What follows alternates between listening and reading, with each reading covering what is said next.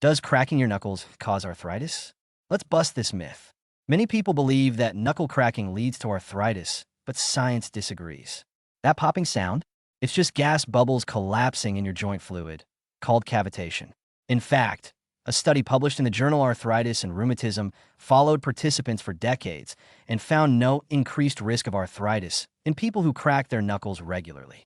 Even one doctor famously cracked the knuckles of just one hand every day for 60 years and saw zero difference. So, cracking your knuckles? Annoying to others, yes. Causes arthritis? Nope. Like and follow for more truth-backed health facts that actually matter.